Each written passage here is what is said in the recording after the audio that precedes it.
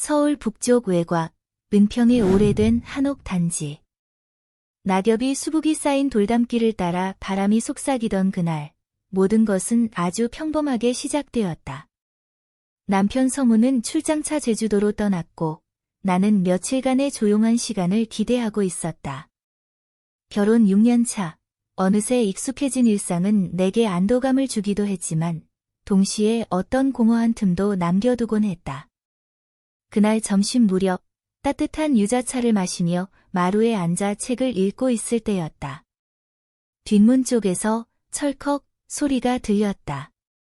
잠금 장치가 돌아가는 그 짧은 순간, 내 심장은 목구멍까지 뛰어올랐다. 누구지? 성우가 돌아올 리 없었다. 가족이나 친구도 연락이 없었다. 낯선 긴장감에 목소리를 내보았다. 누구세요? 문이 천천히 열리고 키 크고 단정한 중년 남성이 들어섰다. 검은색 단화를 벗으며 고개를 들었을 때 나는 그를 알아보았다. 성우의 아버지, 김도현. 우리 결혼식 이후 거의 본 적이 없던 사람이었다. 그는 짙은 회색 트렌치코트에 검은 가죽 장갑을 들고 있었다. 정중하지만 거리감이 있던 그가 지금 우리 집 뒷문으로 들어오고 있었다.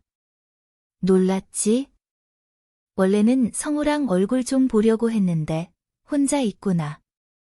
그의 미소는 유연하고 따뜻했지만 어디선가 익숙하지 않은 기류가 스며들었다.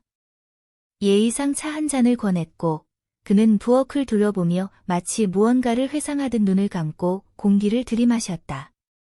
여기 성우 어릴 때 냄새가 아직 남아있는 것 같네.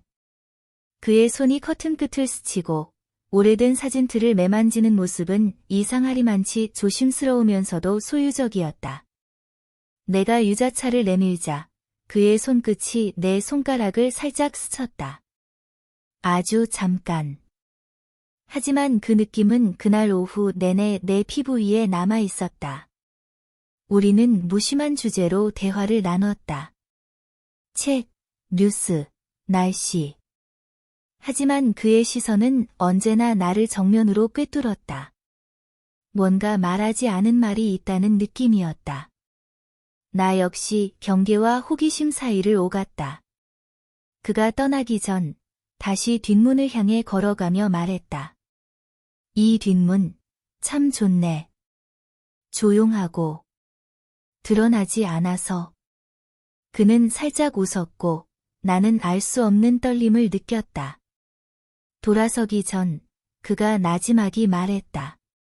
내일 다시 와도 될까? 편하게 이야기 좀 나누고 싶어서. 나는 머뭇거리지 않고 고개를 끄덕였다. 몸이 먼저 반응한 대답이었다. 문이 닫히고 나서야 나는 의자에 주저앉았다. 아무 일도 없었지만 나는 이미 어딘가 멀리 가버린 기분이었다. 그날 밤 잠은 쉽게 오지 않았다. 침대에 몸은 누워 있었지만 마음은 여전히 부엌에 남아 있었다. 그의 손끝, 그의 숨결, 뒷문으로 사라지는 그의 뒷모습. 새벽 3시, 결국 나는 포기하고 일어났다. 찬 바닥을 맨발로 걸으며 내가 무슨 감정에 사로잡힌 건지 스스로도 알 수 없었다. 다음 날 아침, 화장은 하지 않았지만 귀 뒤에 은은한 향수를 뿌렸다. 흰색 블라우스에 단정한 롱치마를 입고 머리는 낮게 묶었다. 그를 위한 게 아니라며 스스로를 속였지만 거울에 비친 나는 분명 누군가를 기다리고 있었다. 점심 무렵 그는 어제처럼 정시에 도착했다. 이번에는 정성스레 포장된 전통 찹쌀빵과 함께 2잔의 커피를 들고 있었다. 웃으며 말했다. 성우가 자주 가던 카페야. 내가 좋아할 것 같아서. 우리는 마루에 앉아 함께 커피를 마셨다. 그는 책 이야기를 꺼냈고 나는 그가 내 취향을 잘 아는 것에 놀랐다. 그가 책갈피를 꺼내며 내게 건넸다. 은은한 비단천의 붉은 자수로 봄의 그림자라고 쓰여 있었다. 손끝에 닿는 그 천의 감촉, 그리고 그의 눈길은 또다시 그 전날의 떨림을 불러일으켰다. 너는 전형적인 며느리 같지 않아. 그가 조용히 말했다. 좋은 의미인가요? 흥미롭다는 뜻이지. 그 말은 마치 어디론가 나를 초대하는 문장의 시작처럼 느껴졌다. 나는 그 말을 잊을 수 없었다. 그는 내 옆에 조용히 앉아 있었지만 존재감은 너무나 강렬했다. 설거지를 하러 일어났을 때 그는 나를 따라와 조용히 뒤에 섰다. 닿지 않았지만 그의 숨결이 내 목덜미를 어루만졌다. 등 뒤로 들려온 그의 속삭임. 나, 사실은 너를 보기 위해 온 거야. 나는 움직이지 않았다. 손에 묻은 거품이 식어가는 동안 물소리만이 우리 사이를 채웠다. 왜요? 나지막이 묻자 그는 숨을 고르듯 답했다. 그냥. 어떤 말들은 다시는 기회를 얻지 못하거든. 그 순간 아무것도 일어나지 않았지만 나는 분명 무언가가 시작되었다는 것을 알았다. 그가 떠난 뒤에도 나는 그대로 서 있었고 부드러운 긴장감이 몸을 감쌌다. 다음 날 나는 알람보다 일찍 눈을 떴다. 평소보다 훨씬 부드러운 햇살이 창문 틈으로 들어왔고 내 몸은 이불 속에 있었지만 머릿속은 이미 거실에 앉아 있었다. 그가 오지 않을 수도 있다는 생각이 문득 스쳤지만 동시에 나는 그가 반드시 올 것이라고 확신하고 있었다. 내가 선택한 오늘의 옷은 얇은 소라색 니트와 연한 회색 치마였다. 단정하면서도 부드러운 인상을 주는 옷이었다. 머리는 헐렁하게 묶고 눈 밑에만 살짝 화장을 더했다. 뭔가를 감추기보다는 드러내고 싶지 않은 것들을 가볍게 덮는 방식으로. 정오가 가까워질 즈음 나는 아무 이유 없이 집안을 돌며 먼지를 털었다. 거울을 몇 번이나 흘끗 쳐다보고 커튼을 정리했다. 그리고 마침내 예상대로 그가 왔다. 이번에는 아무것도 들고 있지 않았다. 그냥 두 손을 조용히 모은 채 어제처럼 뒷문으로 들어왔다. 문이 살짝 열리고 그의 그림자가 방 안으로 들어오자 내 심장이 작게 떨렸다. 오늘은 아무것도 안 가져왔어. 그는 말했다. 그냥 너를 보고 싶었어. 말은 단순했지만 그 말의 여운은 깊었다. 우리는 이번엔 부엌이 아니라 사랑방 안쪽에 있는 작은 다다미 방에 앉았다. 햇살이 창호지를 통해 부드럽게 들어와 방을 채웠고 우리는 마주보고 앉아 뜨거운 쌍화차를 나누었다. 그가 내 손등을 가볍게 바라보다가 물었다. 너 혼자 있을 때 외롭지 않아? 나는 대답하지 않았다. 하지만 그 눈길에서 피할 수 없었다. 그는 말없이 내 손등에 시선을 멈추었고 나는 손끝을 안으로 오므렸다. 침묵은 길었지만 무겁지는 않았다. 마치 서로의 생각을 조용히 주고받는 방식 같았다. 성우는 참 좋은 아이지. 그가 갑자기 말했다. 하지만 그 아이는 나를 너무 모른 채 컸어. 그 말에 나는 조심스레 고개를 끄덕였다. 그는 늘 완벽한 아버지처럼 보였지만 그 속에 무엇을 숨기고 있었는지 나는 생각해 본 적이 없었다. 나는 항상 누군가에게 제대로 보여지길 원했는데 이상하게 그게 쉽지가 않더라. 그는 내 눈을 바라보았다. 깊고 오래된 눈빛. 그 눈빛 속에는 설명할 수 없는 갈망이 숨어 있었다. 나는 그 갈망을 피하지 않았다. 아니, 어쩌면 이미 받아들이고 있었는지도 모른다. 그날의 대화는 더 이상 것 또는 이야기로 돌아가지 않았다. 그는 자신의 젊은 날에 대해 이야기했고 자신이 어떤 사람으로 살아왔는지를 조심스럽게 꺼냈다. 나는 그 이야기를 들으며 그를 남편의 아버지가 아닌 하나의 남자로 보기 시작했다. 시간이 흐르며 우리는 더 가까이 앉게 되었다. 다다미 위에 놓인 얇은 방석이 닿아 있었고 그의 무릎이 내 무릎을 가볍게 스쳤다. 처음엔 우연이라 생각했지만 그 스침은 반복되었다. 그리고 나는 피하지 않았다. 그의 손이 내 손등 위에 머물렀고 이번엔 내가 먼저 손가락을 살짝 움직였다. 마치 신호처럼. 그는 아무 말 없이 내 손을 감싸쥐었고 한동안 우리는 손만 잡고 있었다. 부드럽고 조심스럽게, 그러나 분명하게. 나는 무언가를 잘못하고 있다는 생각보다는 처음으로 나 자신으로 돌아온 것 같은 느낌에 사로잡혔다. 우리가 나눈 손길은 욕망보다는 깊은 허전함에서 나온 것처럼 느껴졌고 그것이 오히려 더 위험하다고 느꼈다. 그가 떠나기 전 나는 그에게 물었다. 왜 나였어요? 그는 한참을 생각한 뒤 천천히 말했다. 너는 누군가의 시선이 닿기를 기다리는 사람 같았거든. 나처럼. 그 말에 나는 아무 말도 하지 못했다. 그는 손을 놓고 조용히 뒷문으로 나갔다.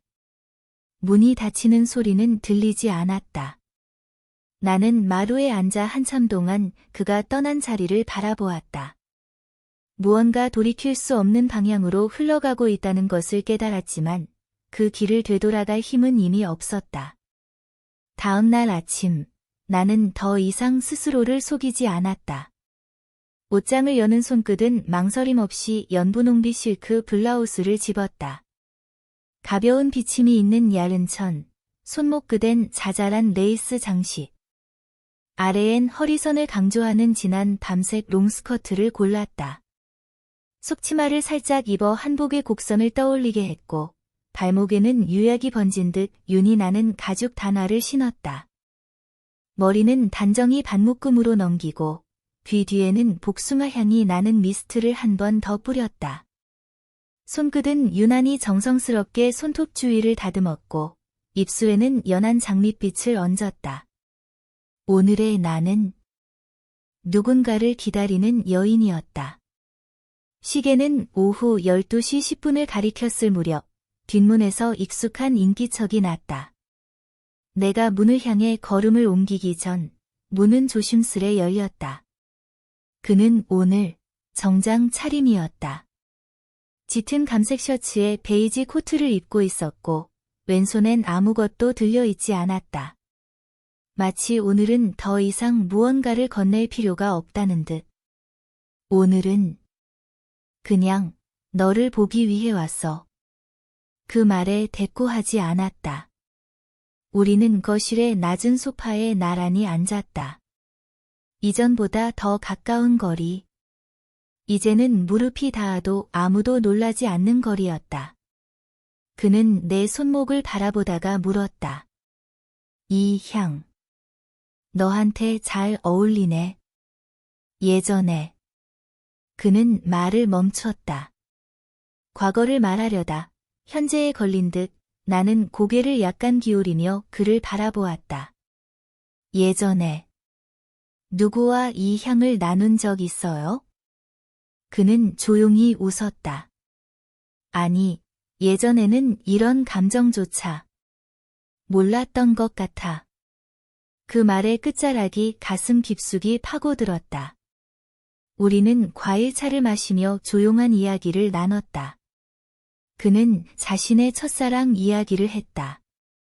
이름도 장소도 말하지 않았지만 그 목소리의 결은 슬펐다. 마치 아직도 마음 어딘가에 그 여인이 살아있는 것처럼. 나는 듣는 내내 손가락을 꼼지락거리며 그 감정에 이끌렸다. 이야기가 끝날 즈음 나는 입술을 열었다. 나도 그런 감정이 있었어요. 아주 오래전에. 그는 내 얼굴을 바라봤다. 말없이. 그러나 눈빛은 분명히 물었다. 지금도 그 감정을 기억하느냐고. 나는 고개를 살짝 끄덕였다. 그 순간 그는 조심스럽게 내 발을 바라보았다. 내 단화 위에 시선이 멈췄고 한참을 말없이 머물렀다. 나는 살짝 발끝을 꼼지락이며 물었다. 왜? 그렇게 봐요? 그는 웃지 않았다. 다만 아주 낮은 목소리로 대답했다. 아름다워서. 이런 발은 쉽게 잊히지 않지. 나는 당황한 듯하면서도 묘하게 뜨거운 기분이 들었다. 그는 고개를 들어 내 눈을 바라보았다. 눈빛이 움직이지 않았다. 무언가가 안에서 흔들리기 시작했다. 익숙한 예의와 거리감은 더 이상 버팀목이 되지 못했다. 그가 천천히 몸을 앞으로 기울였다. 손등이 내 무릎 가까이에 와 닿았고 나는 도망치지 않았다. 손끝이 내 발목끈을 아주 살짝 건드렸다. 신발을 벗긴 것은 아니었지만 그 접촉은 상상력을 자극하기에 충분했다. 이런 세련된 구두도 좋지만 그가 말했다. 언젠가 너를 맨발로 이 마루 위에 앉혀보고 싶다. 그 말에 숨이 멎는 듯했다. 놀랍도록 담담한 음성이었지만 그 말은 내 안쪽을 간지럽히듯 스쳤다. 나는 웃지 않았다. 다만 눈을 피하지 않고 그를 바라보았다. 우리 사이의 공기가 달라졌다. 더 이상 남편의 아버지와 며느리가 아니었다. 그저 남자와 여자. 두 개의 욕망, 두 개의 허기. 그는 내 손을 다시 잡았다. 이번엔 손가락 사이사이를 천천히 엮으며 아주 천천히 나를 바라보았다. 나는 아무 말도 하지 않았다. 이 순간을 말로 파괴하고 싶지 않았다. 우리는 한참을 그렇게 손만 잡고 있었다. 그리고 그가 입을 열었다. 내일은 너랑 어디론가 가고 싶어. 혼자만의 공간으로. 이 집이 아니라 우리 둘만의 공간. 나는 대답을 망설였다. 하지만 결국 고개를 끄덕였다. 다음 날 나는 거울을 보지 않았다. 일부러였다. 오늘의 나는 더 이상 외형을 점검할 필요가 없었다. 나를 보는 눈이 누구의 것인지, 그 눈에 어떻게 비칠지 나는 이미 알고 있었고, 그것만으로 충분했다. 옅은 아이보리빛 블라우스에 허리에 리본이 묶인 진한 카키색 롱스커트. 발에는 자개 장식이 박힌 진주빛 단화. 머리는 아래로 내려 묶었고 목덜미엔 잔잔한 쿨한 향의 향수를 한 방울. 나는 그가 떠올릴 수 있는 모든 한국적 아름다움을 은근하고 절제된 방식으로 입었다. 그날 그는 차를 가지고 왔다. 흰색 오래된 제네시스. 뒷문 앞에 서서 나를 기다리고 있었다. 나는 말없이 차에 올랐고 그는 시동을 걸며 물었다. 괜찮겠어? 나는 대답하지 않았다. 하지만 무릎 위로 얌전히 모은 내 손이 미세하게 떨리는 것을 그는 보았을지도 모른다. 우리는 서울 외곽을 벗어나 경기도 북쪽, 산이 잔잔히 이어지는 작은 시골 마을로 향했다. 차 안에서는 음악도, 말도 없었다. 대신 손등이 살짝 부딪힐 때마다 우리는 말보다 깊은 감정을 주고받았다. 목적지는 그가 예전부터 알고 있었다는 폐가 옆에 지은 한옥 스타일의 작은 찻집이었다. 외부는 평범했지만 내부는 전통 가구와 현대적인 조명이 섞인 공간. 무엇보다도 거울이 하나도 없었다. 벽은 흑빛 한지로 덮여 있고 조명은 낮게 깔려 있었다. 마치 타인의 시선이 완전히 차단된 듯한 곳. 우리는 구석 자리에 앉았다. 목조 테이블 너머로 그는 내 눈을 똑바로 바라보며 말했다. 오늘 아무 말도 하지 않아도 돼, 그냥. 나를 느껴줘. 나는 천천히 고개를 끄덕였다. 그는 내 앞에서 갑자기 무릎을 꿇고 앉았다. 당황할 틈도 없이 그는 조심스럽게 내 발을 들어 손바닥 위에 올려놓았다. 단화를 천천히 벗기고 양손으로 내 발을 감싸 쥐었다. 그 따뜻한 손길에 나는 전혀 예상치 못한 전율을 느꼈다. 이 손짓은 감사의 의미야. 그가 속삭였다. 내가 나를 사람으로 봐준 그 눈빛에 나도 이렇게 대답하고 싶었어. 그의 손가락이 발목의 뒷선을 천천히 따라 움직였다. 감각은 너무도 민감했지만 그는 끝내 예의를 넘지 않았다. 마치 오래된 찻잔을 다루듯 조심스럽게, 존중하듯. 남편으로서의 나, 아버지로서의 나는 이제 중요하지 않아. 지금 이 순간 나는 그저 한 남자일 뿐이야. 나는 그의 손을 가만히 잡아당겼다. 그가 내 옆자리에 다시 앉자 우리는 손을 마주 잡고 한참을 그렇게 있었다. 무릎이 닿고 팔이 닿고 체온이 스며들었다. 우리가 지금 멈춘다면 아무 일도 아닌 게 되겠지, 내가 말했다. 하지만 우리 마음엔 영원히 남을 거야, 그가 대답했다. 나는 고개를 끄덕였다. 그의 손이 내 뺨에 닿았을 때 이번엔 내가 먼저 눈을 감았다. 입술은 닿지 않았다. 하지만 그 거리, 그 숨결, 모든 말보다 깊었다. 그날 오후 우리는 차를 타고 돌아왔다. 도중에 작은 마을에서 멈춰 들꽃차와 고구마 빵을 샀고 나는 처음으로 그와 소리 내 웃었다. 마치 오래전 연인들처럼. 집 앞에 도착했을 때 그는 아무 말 없이 내 손을 가만히 잡고 있었다. 그 손을 놓을 때 나는 눈물이 날 뻔했다. 하지만 웃었다. 그는 말했다. 내일 마지막이야. 그 뒤로는 아무 일도 없었던 것처럼 돌아갈 거야? 나는 대답하지 않았다. 문을 열고 들어온 후 나는 다시 한번 거울을 피했다. 대신 내 발에 남은 온기를 느끼며 한참을 바닥에 앉아 있었다. 그날 밤 나는 처음으로 꿈을 꾸었다. 누군가가 내 뒤에서 한복고름을 천천히 풀어주는 꿈. 나는 돌아보지 않았지만 그 손이 누구의 것인지 알았다. 그날 아침 눈을 떴을 때 나는 울고 있었다. 꿈 때문이 아니었다. 무언가 끝나려는 기척 때문이었다. 아마도 마음은 이미 알고 있었던 것 같다. 오늘이 마지막이라는 것을. 더는 되돌릴 수 없는, 더는 숨길 수 없는. 나는 하얀 셔츠에 야른 검정 스커트를 입었다. 단정하고 조용한 옷차림. 단추는 위에서 두 번째까지 잠갔고 소매는 정갈하게 접었다. 머리는 낮게 묶어 비녀 하나만 꽂았다. 오늘의 나는 담담해야 했다. 아니, 담담한 척이라도 해야 했다.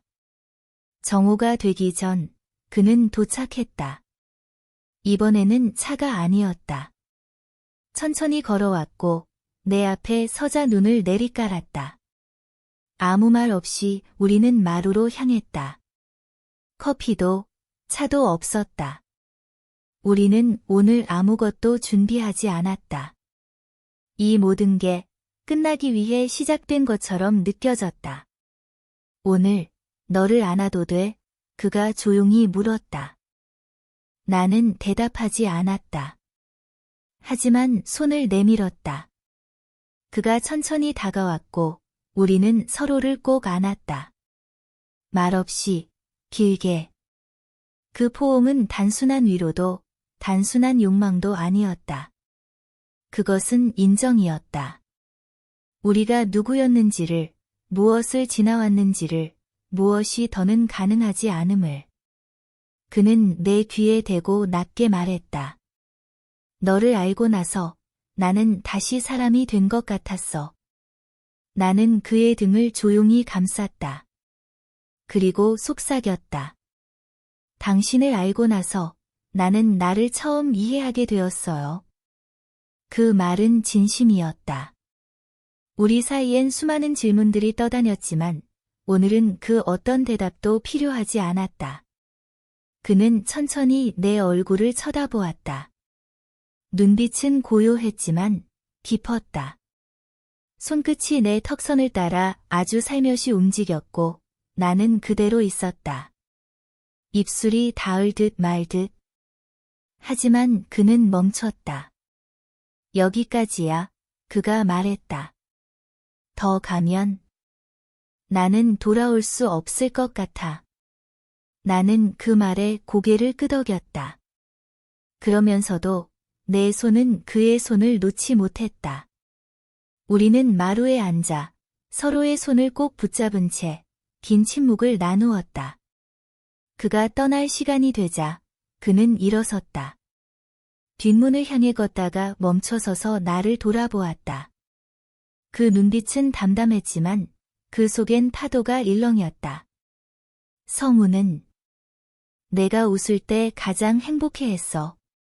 잊지 마. 나는 미소 지었지만 눈물이 볼을 타고 흘러내렸다. 그는 더는 다가오지 않았고 나는 더는 붙잡지 않았다. 그가 뒷문을 열고 나가는 순간 나는 왼손으로 내 단화를 벗어 방 안 구석에 밀어 넣었다. 그의 손에 한 번 닿았던 그 신발. 다시는 신지 않을 것이다. 그날 밤 남편 성우가 돌아왔다. 늘 그렇듯 환한 얼굴로 나를 안았다. 보고 싶었어. 나는 웃었다. 달라진 미소였다. 슬픔도 후회도 아니었다. 단지 무언가를 안고 있는 여인의 표정. 그가 알 수 없는 무언가를. 그날 밤 나는 조용히 서랍을 열었다. 그 안에는 그가 남긴 작은 비단 책갈피가 있었다. 봄의 그림자라 적힌 자수. 나는 그것을 손끝으로 쓰다듬다 서랍 깊은 곳에 다시 밀어넣었다. 시간은 흘러갈 것이다.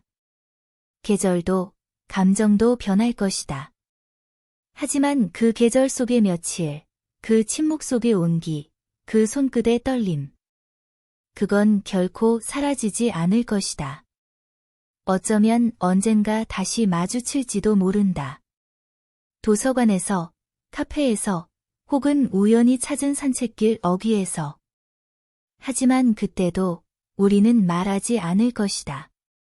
이미 우리는 서로에게 가장 깊은 대답을 주었기에. 그리고 그날 이후로 나는 자주 뒷문을 바라보게 되었다. 누군가가 조심스레 다시 그 문을 열지 않을까? 아주 가볍게, 조용하게. 마치 계절이 다시 돌아오는 것처럼.